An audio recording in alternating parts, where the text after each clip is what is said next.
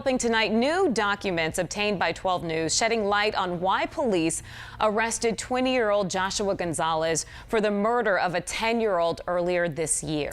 Back in April, police say Gonzalez shot and killed Summer Bell after her family cut him off in traffic. Team 12's Michael Doudna is with us tonight. He's been combing through the documents. And Michael, the suspicion fell on Gonzalez relatively early in the process. Yeah, that's exactly right, guys. I mean, police documents that was released to 12 News show that suspicions surrounded Gonzalez quickly. In fact, they even included his potential future in-laws that he was living with, saying they were actually telling police they were concerned about the man who was living inside their home.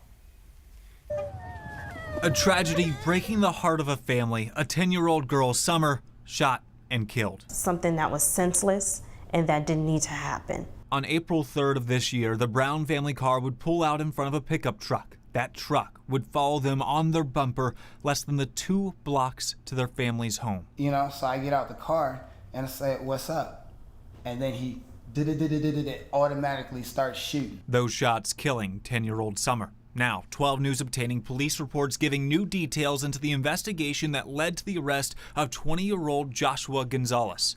First, this photo of the truck raising suspicions from those who lived with Gonzalez. Residents later telling police the truck matched Gonzalez's, and a colleague telling police that the orange shirt matched what they would wear to work.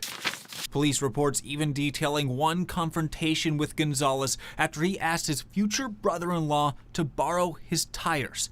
The report states the man then asked him point blank, quote, "Did you kill a 10-year-old?" Documents show that police would later find at home a gun and casings that matched those bullets used to shoot Summer. When confronted with the evidence, the report states Gonzalez would not answer and would stare at the floor. Gonzalez booked on first-degree murder charge, while the Brown family must deal with the loss of their 10-year-old daughter. I just want justice for my daughter. She always had my back and always had her back. Yeah, the next hearing in this case is set to take place next week on September 9th. Guys, back over to you. All right, Michael, thank you.